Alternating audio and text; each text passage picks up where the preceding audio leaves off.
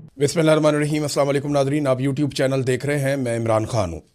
सबसे पहले पाकिस्तान से दो खबरें, उसके बाद आलमी सतह पे कुछ इंपॉर्टेंट इतलात आ रही हैं। पेंटागन ने एक और बहुत बड़ा फैसला किया, वाइट हाउस भी इस फैसले में शामिल है।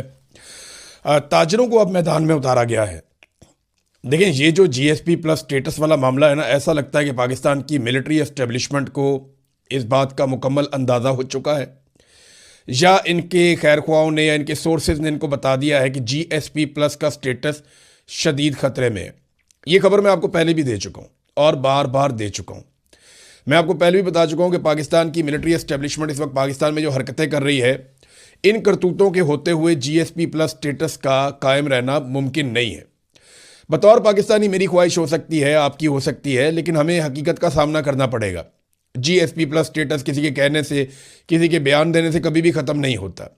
ये ख़त्म होता है वो हरकतें करने से जो आपने गारंटी दी होती है कि आप नहीं करेंगे, यानी इंसानी हकूक़ की पामालियाँ, ख़वातीन के हकूक़, अक़लियतों के हकूक़, अदलिया की आज़ादी, मीडिया की आज़ादी और मिलिट्री कोर्ट्स के अंदर सज़ाएँ सिविलियंस की। ये सारी चीज़ें वो हैं जो आपके GSP प्लस स्टेटस को छीनने के लिए काफ़ी हैं। तो पाकिस्तान की एस्टेब्लिशमेंट ने GSP प्लस स्टेटस को ख़त्म करने के लिए कोई कसर नहीं छोड़ी। इन्होंने हर वो घटिया काम किया जिसके बाद ये स्टेटस पाकिस्तानियों से चला जाता और इसका नुकसान पाकिस्तान को होता। अब ऐसा लगता है कि एस्टेब्लिशमेंट को अंदाज़ा हो गया है कि ये काम भी होने जा रहा है, तो इसका मलबा उन्होंने इमरान खान पर डालने का फैसला किया।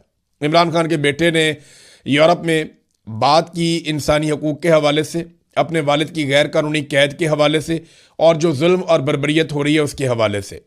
उसने कहीं नहीं कहा कि पाकिस्तान का GSP प्लस का स्टेटस वापस लिया जाए, बल्कि इमरान खान के बेटे ने यह स्टेटमेंट दिया कि इमरान खान की तरह वो भी ये चाहता है कि पाकिस्तान का GSP प्लस का स्टेटस बरकरार रहे, जिससे पाकिस्तानियों को फ़ायदा होता है।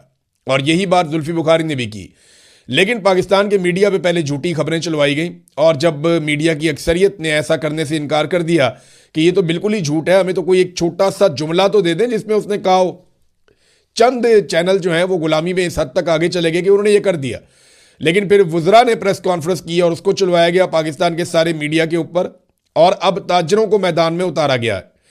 इन ताजरों का जो मुजरिम है वो पाकिस्तान की एस्टेब्लिशमेंट है, जिन्होंने पाकिस्तान में वो हर हरकत की जिसकी वजह से पाकिस्तान का GSP प्लस का स्टेटस छिन सकता है। और अब ये इल्ज़ामात डालना चाहते हैं इमरान खान पे, जो गुज़िश्ता 3 साल से जेल में है और जिसके दौरे हुकूमत में पाकिस्तान के पास GSP प्लस का स्टेटस मौजूद था। अब पाकिस्तान ने वो सारी हरकतें कर दी हैं जिसके बाद ये स्टेटस पाकिस्तान से चला जाए। किसी के कहने से तो नहीं जाएगा ना। हाँ, ये हो सकता है कि डोनाल्ड ट्रंप की सिफारिश काम आ जाए, या बैनुल-अक़वामी सतह पे ये लोगों की कुछ और बातें मान लें, या अपने आकाओं के ज़रिए से या कुछ करके स्टेटस को बचाने की कोशिश करें। ये एक अलग बात है, वरना इन्होंने इंसानी हकूक़ की वो पामालियाँ पाकिस्तान में की हैं, वो तबाही फेरी है कि अब इसराइल भी शर्मा रहा है जिस तरह की हरकतें इन्होंने पाकिस्तान के अंदर कर दी हैं, ख़वातीन के साथ ख़ास तौर पर। अभी आलिया हमज़ा को गिरफ्तार किया, एक एक मामले में एक एक शख्स को एक ही वक्त में 6-6, 7-7 शहरों के अंदर मुकदमात में इन्वॉल्व करके 9 मई में इन्होंने गिरफ्तार कर लिया। पाकिस्तान ने वर्ल्ड रिकॉर्ड बनाया जुल्म का। यहाँ पाकिस्तान की हद तक इससे पहले कभी ऐसा नहीं हुआ था। 3 मरतबा तो पाकिस्तान में कत्लेआम हो गया है, बल्कि अब ये चौथी मरतबा जब 30 से ज़ायद अफराद फिर शहीद हो गए। जिस दिन आयतुल्लाह ख़ामनई की शहादत के बारे में एहतजाज कर रहे थे पाकिस्तान भर में लोग, तो उस वक्त भी एक कत्लेआम हुआ। तो ये बार बार पाकिस्तान में हो रहा है। हालात ये पहुंच गए हैं कि इमरान खान साहब के वकील बता रहे हैं कि हम अपील करना चाहते हैं अदालत में, और उसके लिए हमें वकालतनामे पे दस्तखत करवाने हैं। हम वकालतनामा लेके जाते हैं तो असल में तो होता ये है कि वकील को इजाज़त दी जाती है, वो जाके अपने क्लाइंट से जेल में मिलता है और वकालतनामे पे दस्तखत ले लेता है। लेकिन पाकिस्तान की मिलिट्री एस्टेब्लिशमेंट ने आसिम मुनीर साहब के हुक्म पे इमरान खान साहब को कैद तन्हाई में डाला हुआ है। इमरान खान साहब ने कहा कि उन्हें या उनकी बीवी को कुछ भी हुआ तो जिम्मेदार कोई और नहीं, सिर्फ आसिम मुनीर साहब होंगे। तो इमरान खान साहब कैद तन्हाई में हैं, उनके वकला को उनसे मिलने नहीं दिया जाता और उन्हें किसी किस्म का वकालतनामा साइन नहीं करवाने दिया जाता। अब वकालतनामा साइन करने के लिए जेल की इंतज़ामिया को दिया, उन्होंने भी इनकार कर दिया। वो भी वकालतनामा साइन करवा के नहीं दे रहे, और इमरान खान साहब के जो वकला है उन्होंने इसके बारे में स्टेटमेंट जारी कर दिया है। अब आ जाए नाजरीन असल खबर की तरफ, जो बड़ी खबरें यहाँ मेरे पास मौजूद हैं। सबसे पहले तो एक खबर है अमरीकी चैनल CNN से। CNN ने इस बात का खदशा जाहिर किया है कि डोनाल्ड ट्रंप इस तनाज़े को मज़ीद बढ़ाने जा रहा है, और वो इस बात पे गौर कर रहा है कि सफारती बातचीत अगर नाकाम हो गई, जिसकी कामयाबी के इम्कानात कम है क्योंकि ट्रस्ट का डेफिसिट बहुत बड़ा है ना। देखिए अमेरिका ने जो मुतालबात रखे, ज़रा एक नज़र आप उन पे डाल लें, आपको आइडिया हो जाएगा कि क्या ईरान ये मुतालबात मान सकता है। मुतालबा नंबर 1 ये है कि ईरान अपना एटमी प्रोग्राम मुकम्मल तौर पर रोक दे और यूरेनियम की अफजूदगी बंद कर दे, नंबर 2 मुतालबा। नंबर 3, तमाम न्यूक्लियर फैसिलिटीज़ जो है वो उसकी इंस्पेक्शन जो है वो इंटरनेशनली करवाई जाए। नंबर 4, जो बैलिस्टिक मिसाइल प्रोग्राम है उसको भी ख़त्म कर दे। नंबर 5, जो अमरीकी वहाँ पे गिरफ्तार हुए हैं उनको भी फ़ौरन रिहा कर दे। नंबर 6, मशरिक़ वस्ता में जो अलग अलग ग्रुप्स हैं उनको सपोर्ट करना मुकम्मल तौर पे बंद कर दे। नंबर 7, उसके अंदर हिजबुल्लाह का बताया गया है। नंबर 8, उसमें हमास का बताया गया है कि उनके साथ कोई ताल्लुक़ ना रखे, उनकी हमायत ना करे। नंबर 9, इराक़ में मुदाखलत ना करे, ये भी उन्होंने एक रख दिया है शर्त। नंबर 10, शाम से जो है मुदाखलत बंद कर दे। नंबर 11, यमन में जो हौसी हैं उनकी हमायत बंद कर दे। नंबर 12, तालिबान के साथ कोई ताल्लुक़ ना रखे। नंबर 13, इसराइल को जो है वो मुखालफत करना इसराइल की बंद कर दे। नंबर 14, अच्छा ये मैं जो आपको बता रहा हूँ ये मुबैना तौर पे है, एग्जैक्टली तो वो दस्तावेज़ किसी के पास नहीं है। उन्होंने ये भी कहा कि यूरेनियम जो है ये हमारे हवाले कर दे। जो 460 किलो एक यूरेनियम ईरान के पास है जिसको 60% तक अफजूदा किया गया है, वो यूरेनियम भी कहा गया कि इसकी जो एनरिचमेंट के बाद जो आपके पास है वो भी हमारे हवाले कर दे। फिर जनाब गल्फ ममालिक के खिलाफ कोई एग्रेशन ना हो, और फिर ये कहा गया कि साइबर अटैक और दहशतगर्दी की सरगर्मियाँ बंद करें। ईरान से ये हद तक आमेज किस्म का रवैया है, इनमें बेशुमार चीज़ें जो ईरान नहीं करता और बेशुमार चीज़ें ऐसी हैं जो उनके ईमान का हिस्सा है, उनकी पॉलिसी है। यानी वो ये कहते हैं कि जुल्म और जबर के खिलाफ हम बोलेंगे, जो फ़लस्तीनियों के साथ जुल्म हो रहा है उसके खिलाफ हम खड़े होंगे, वो बार बार कहते हैं। वो ये कहते हैं कि लबनान के अंदर जो जुल्म हो रहा है उसके खिलाफ भी हम बोलेंगे, शाम के अंदर भी उनकी मुदाखलत रहती है, और सामने यमन, क्योंकि ईरान का बिल्कुल सामने एक कंट्री है और यमन को पानी के रास्ते से सामने ईरान लगता है, और उस तरफ से अगर आप देखें तो इसके पीछे सऊदी अरब है। तो यमन के हवाले से ईरान की अपनी एक पॉलिसी है, जैसे अमेरिका की बहुत सारे ममालिक के हवाले से अपनी पॉलिसी होती है। तो वो अब अमेरिका चाहता है ईरान बिल्कुल अपनी सरहद के अंदर महदूद हो जाए और हर किस्म की दिफाई एक्टिविटी छोड़ दे, बिल्कुल एक बेज़रर होम्योपैथिक किस्म का मुल्क बन जाए। ईरान ये मानता नहीं है। तो अगर ये मुज़ाकरात कामयाब नहीं होते, ईरान की भी अपनी शराइत मैं आपको बता चुका हूँ, तो फिर डोनाल्ड ट्रंप एक बड़ी लड़ाई करने का इरादा रखते हैं, ये CNN ने कहा। अब ये जो फौजी मनसूबे हैं जो बनाए जा रहे हैं, इनमें जौहरी तनसीबात या तेल की तनसीबात जैसे अहम अहदाफ पे कब्जा किया जा सकता है, लेकिन उसके लिए ज़मीनी दस्ते भेजने का इम्कान है। इन कार्रवाइयों से भारी जानी नुकसान हो सकता है और जंग खत्म होने के बजाय मजीद तूल पकड़ सकती है। बहुत से अमरीकी हुकाम का ख्याल है कि मजीद जंग अगर बढ़ाई गई तो ज़मीनी फ़ौज भेजना नागुज़ीर हो जाएगा, हर हाल में भेजनी पड़ेगी। लेकिन इस खित्ते के अंदर एक बड़ा तनाज़ा भी भड़क सकता है जिसमें तवानाई की तनसीबात और समुद्री रस्तों पर हमले भी शामिल हो सकते हैं। अच्छा, इसमें एक चीज़ आप और ज़हन में रखें कि अभी जो इतला आई है वो ये आई है कि वाइट हाउस और पेंटागन इस बात के ऊपर गौर कर रहे हैं कि मज़ीद 10,000 अमरीकी फ़ौजी खलीजी इलाकों में भेजे जाएँ, यानी खलीज के अंदर 10,000 मज़ीद अमरीकी फ़ौजी भेजे जाएँ। तो यहाँ से आप अंदाज़ा कर लेना कि अमेरिका के अज़ाइम क्या हो सकते हैं, और इसका फ़ैसला अगले हफ्ते किया जाएगा। यानी ये जो हफ्ता 10 दिन है, इस बीच में चीज़ें सामने आ जाएंगी कि मुज़ाकरात होते हैं या नहीं होते, ईरान बड़ी शराइत मानता है या नहीं मानता। अगर ईरान मान जाता है तो शायद कोई रास्ता निकल आए, लेकिन अगर नहीं मानता तो क्या होगा? फिर लड़ाई होगी, फिर अमेरिका को ज़मीन पे उतरना पड़ेगा। ईरान ने 10 लाख नए फ़ौजी भर्ती कर लिए हैं, रज़ाकार, वो उनको भी लड़ाई में उतारेगा। तो ये अमेरिका के लिए, इसराइल के लिए आसान नहीं होगा, जिनके फ़ौजी पहले ही खलीजी ममालिक में होटलों में रह रहे हैं। यानी वर्क फ्रॉम होटल की एक हेडलाइन भी चली है यूरोपीय और अमरीकी अखबारात के अंदर। अब ईरान के पास देखिए ना, आप ये पहले देख लें कि ईरान किसी जगह पे कमज़ोर पड़ा है या नहीं पड़ा। कुछ ऐसी चीज़ें जो ईरान के लिए लंबी लड़ाई के लिए ज़रूरी हैं, उन पे हम एक नज़र मार लेते हैं। नंबर 1, क्या ईरान के पास हथियार मौजूद हैं? बिल्कुल उनका दावा है मौजूद है, और वो चला भी रहे हैं। अभी उन्होंने 82-83 लहरें चला दी हैं इसकी, मिसाइलों की और ड्रोन्स की, इसराइल की जानिब, और लगातार चला रहे हैं।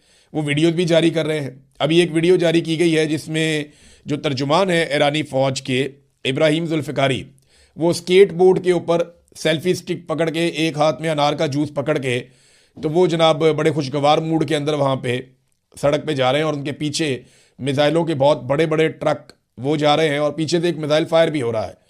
और ये दावा किया जा रहा है कि ये आर्टिफिशियल इंटेलिजेंस की नहीं है, ये असली वीडियो है जो इब्राहिम जुल्फ़िकारी की जारी की गई है ईरान से, और बहुत सारे सोशल मीडिया के ऊपर ये वायरल हो रही है। तो हथियार तो उनके पास है और वो ये दावा बार बार करते हैं। नंबर 2, क्या ईरान को ज़रूरी चीज़ों की सप्लाई में कमी हो रही है?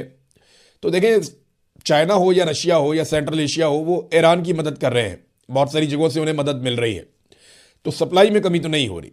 क्या खुराक का कोई बहरान है ईरान के अंदर? अभी तक ऐसी कोई चीज़ रिपोर्ट नहीं हुई। क्या ईरान के पास सही इंटेलिजेंस मौजूद है? तो सैटेलाइट इंटेलिजेंस जो है वो ईरान को बिल्कुल एक्यूरेट मिल रही है, और इतनी एक्यूरेट मिल रही है कि अमेरिका और उसके इत्तेहादी हैरान है कि ये इतने ज़बरदस्त अटैक कैसे कर रहे हैं। फिर क्या ईरान आलमी तन्हाई का शिकार हुआ है? नहीं, इसके बरक्स हम ये देख रहे हैं कि अमेरिका और इसराइल आलमी तन्हाई का शिकार हो रहे हैं, जबकि ईरान के हवाले से यूरोप कम से कम ईरान के साथ खड़ा है। खित्ते के अंदर ईरान की सूरत मुख्तलिफ है, लेकिन तुर्की या पाकिस्तान इस लड़ाई से गुरेज कर रहे हैं, अफगानिस्तान ईरान की हमायत कर रहा है, चाइना और रशिया ईरान की हमायत कर रहे हैं। तो यहाँ काफ़ी हमायत भी मौजूद है ईरान की, और यूरोप इस लड़ाई से अपने आप को बाहर रख रहा है, और वो बाज़ औक़ात कहते हैं कि ईरान अपने दिफा का हक इस्तेमाल कर रहा है। फिर चेन ऑफ कमांड क्या ईरान की बरकरार है? जी, वो अभी तक बरकरार है। ईरान इसी वजह से डरता है, उन्होंने अक़वाम मुत्तहिदा से रब्ता भी किया है। उन्होंने कहा जी कि आप बाउंड करें अमेरिका को और इसराइल को कि हमारे लीडर्स का कत्ल बंद करें। ये गलत है और ये आलमी कवानीन की खिलाफ वर्जी भी है। तो चेन ऑफ कमांड फिलहाल तो बरकरार है, अब आगे कुछ कहा नहीं जा सकता। क्या ईरान के अंदर कोई बगावत हो पाई या उसका कोई इम्कान है, कोई अंदर खलफशार पैदा हो जाए ईरान के अंदर? तो ऐसा भी दिखाई नहीं दे रहा। बच्चियों का जो कत्लेआम हुआ और खामनाई की जो शहादत हुई, और उसके बाद जो अली लारिजानी की जिस तरह शहादत हुई और जिस तरह के उनके बयानात सामने आए, उसके बाद भी तो ईरानी कौम इकट्ठी हो गई। वहाँ पे हुकूमत और कौम के बीच में अगर कोई दरार थी तो वो भी ख़त्म हो गई है। एक और चीज़, क्या जासूसी का नेटवर्क ईरान में उसी तरह काम कर रहा है जैसे पहले कर रहा था? तो जी, अब नहीं कर रहा। ईरान में जो जासूसी का नेटवर्क इसराइल का मोसाद का पहले मौजूद था, बहुत बड़ी तादाद में उन्होंने जासूस पकड़ के जेलों में डाल दिए, मार दिए। तो इस वजह से अब वो नेटवर्क उस तरह से काम नहीं कर रहा। लिहाजा ईरान इस लड़ाई को ऐसा दिखाई देता है कि लड़ सकता है। अमेरिका ने जो टाइम गेन किया, हो सकता है इस बीच में वो एक वॉर स्ट्रेटजी बनाए, क्योंकि जो खलीजी ममालिक हैं वहाँ पे बहुत बड़ी जंगी तैयारियाँ हो रही हैं, ज़ोरों शोर से हो रही हैं। ईरान बार बार इसके बारे में बता चुका है, कोई फॉल्स फ्लैग ऑपरेशन किया जाएगा, ईरान ये भी कह चुका है। और इस हवाले से उसने कहा ये पाकिस्तान भी हो सकता है, ये सऊदी अरब भी हो सकता है, ये हरमैन शरीफैन के इलाके हो सकते हैं, और एक उन्होंने कहा जी मस्जिद अक्सा भी हो सकती है जहाँ पे इस किस्म का कोई अटैक किया जाए। कुवैत की बंदरगाह अल कबीर जो इराक के बिल्कुल करीब है, वहाँ पे बड़ी खौफनाक आग भड़क उठी है एक धमाके के नतीजे में। खित्ते में लगातार नुकसान हो रहा है। यूएई और सऊदी अरब ये कभी नहीं चाहेंगे कि आबनाए हुर्मस के ऊपर ईरान का कंट्रोल हो जाए। देखिए ना, ये इलाका हमेशा से खुला था। सऊदी अरब के, कतर के, यूएई के, कुवैत के, इराक के तमाम जितने भी ममालिक हैं, बहरीन के, इनके बहरी जहाज़ों के लिए हमेशा से ये इलाका खुला था। पूरी दुनिया यहाँ से तिजारत करती थी, लेकिन ईरान ने इस इलाके को बंद कर दिया। और अब वो ये कहते हैं कि हम इस इलाके का खराज वसूल करेंगे या इसके ऊपर से हम टोल टैक्स वसूल करेंगे। सऊदी अरब और यूएई कभी भी ये नहीं चाहेंगे, बाकी ममालिक भी ये नहीं चाहेंगे। उन्हें ये इलाका बिल्कुल मुफ्त मिलना चाहिए जैसे माजी में मिलता था। तो इत्तेहादियों को मिला क्या? अमेरिका और उसके इत्तेहादी अगर इस जंग के खात्मे के बाद भी इस बात पे मजबूर रहते हैं कि यहाँ से जहाज़ गुजारने का पैसा ईरान को दिया जाए, जो जंग से पहले नहीं दिया जाता था, तो जंग का जो फातेह है वो तो फिर ईरान हो जाएगा, फ़ायदा तो ईरान को होगा। देखिए ना, अब तक की इत्तला के मुताबिक अगर पूरी दुनिया में इस जंग का किसी ने मुनाफा कमाया है तो वो रूस है। रूस तो अरबों डॉलर कमा रहा है तेल बेच के, जो उसका सस्ता नहीं बिकता था वो उसका महंगा बिकता है अब, और पूरी दुनिया ले भी रही है। रशिया अपनी सप्लाई कर रहा है और दुनिया को इजाज़त भी दी गई है कि जनाब आप यहाँ से ख़रीदें। और अमेरिका का नुकसान हो रहा है लगातार। जो टॉमहॉक मिसाइल्स हैं अमेरिका के, वही उन्होंने सिर्फ 850 मिसाइल दागे हैं ईरान के ऊपर। ये एक मिसाइल की जो कीमत है ये लगभग $2 मिलियन से शुरू हो जाती है और $4 मिलियन से ऊपर तक जाती है। तो आप एवरेज अगर $3 मिलियन भी लगाएं, यानी $30 लाख का अगर एक मिसाइल है, तो 850 सिर्फ और सिर्फ टॉमहॉक मिसाइल अमेरिका ने गिराए हैं वहाँ पे ईरान के अंदर। इसके अलावा उनके 16-17 एयरक्राफ्ट जो हैं जंगी तैयारे वो तबाह हो गए हैं, उनका बहुत सारा इंफ्रास्ट्रक्चर तबाह हो गया है, उनके फौजी भी मारे गए हैं, उनके बहरी जहाज़ भी तबाह हुए हैं। एक बहरी जहाज़ लंगरअंदाज है यूनान में, वो उसके अंदर जो अमला काम कर रहा था, वो 200 बंदे अस्पतालों में दाखिल हैं। तो अमेरिका के लिए भी ये इतना आसान नहीं है, उनके लिए भी ये लड़ाई बहुत मुश्किल रही है। और ऐसा लगता है कि डोनाल्ड ट्रंप इस लड़ाई को अब ख़त्म करने की पोजीशन में नहीं है। अगर तो सुलह हो जाती है तो फिर तो बड़ी अच्छी बात है, लेकिन अगर सुलह नहीं होती तो ये लड़ाई बढ़ेगी।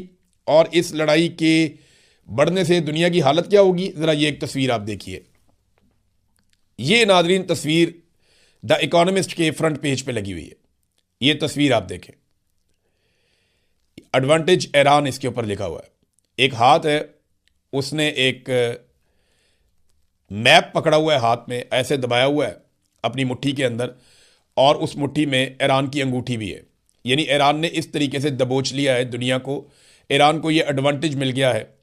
द इकोनॉमिस्ट ने इसको लिखा है। और एक्चुअली ये आबना हरमज़ में ईरान ने यही किया है। पूरी दुनिया के अंदर महंगाई लगातार बढ़ रही है और सूरत हाल ख़राब से ख़राब तर होती चली जा रही है। हत्ता कि सऊदी अरब ने और पुतिन ने यहाँ तक कह दिया कि कोरोना से इतना नुकसान नहीं हुआ था जितना नुकसान अब हो रहा है।